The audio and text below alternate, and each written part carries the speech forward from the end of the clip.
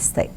ఇక 12 రాశుల వారు కూడా పాటించడానికి వీలుగా ఉన్నటువంటి పరిహారం ఏదైనా తెలియజేస్తారా? ద్వాదశ రాశుల వారికి పరిహారం విషయం కనుక మనం తీసుకున్నట్లయితే ఈ రోజున 12 రాశుల వారు అవకాశం ఉన్నట్లయితే తప్పనిసరిగా అమ్మవారికి సంబంధించిన ఆరాధన చాలా చాలా మంచి ఫలితాన్ని ఇస్తుంది. అంటే అది లక్ష్మీదేవికి సంబంధించిన అష్టోత్తరాలు కానీ, శతనామావళి కానీ, లేకపోతే ఏదైనా కనకధార స్తోత్రాలు చేసుకోవడం అన్నా చేయొచ్చు. లేకపోతే అవకాశం లేని వాళ్ళు విన్నా కూడా చాలా వరకు మంచి ఫలితాన్ని ఇస్తుంది.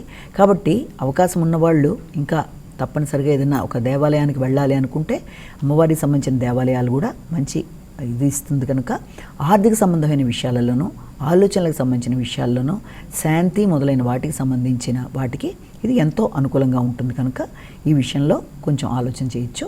అలాగే మనం చెప్పుకుంటున్న రాశి ఫలితాలు కేవలం ఒకరికి సంబంధించినవి కావు కనుక అందరికీ సంబంధించినవి కనుక గోచారరీత్యా ఎదురవుతున్న ఇబ్బందులని, అంటే మీ యొక్క జన్మరాశితో, అంటే మీకు ఇప్పుడు నడుస్తున్న దశలు అంతర్దశలు ఏంటో మీ ప్రస్తుత జన్మకొండలిలోంచి ఇప్పుడు చెప్పిన గోచార ఫలితాలను కూడా కలుపుకొని చూసుకుంటూ ముందుకు వెళ్తున్నప్పుడు ఎదురవుతున్న చిన్నపాటి ఇబ్బందుల్ని, గోచార ఫలితాల్లో ఎదురవుతున్న ఇబ్బందులని ఈ పరిహారాల ద్వారా, అంటే ఇప్పుడు మనం చెప్పుకున్న పరిహారాలు కావచ్చు, లేదా మీకు ఇష్టదేవతా ప్రార్థన మొదలైనవి చేసుకోవడం వల్ల, మొదలైన వాటి వల్ల ఈ రకమైన ఇబ్బందుల్ని, చిన్నపాటి ఇబ్బందుల్ని ఈ చిన్న చిన్న పరిహారాలతో అధిగమించడానికి ఆస్కారం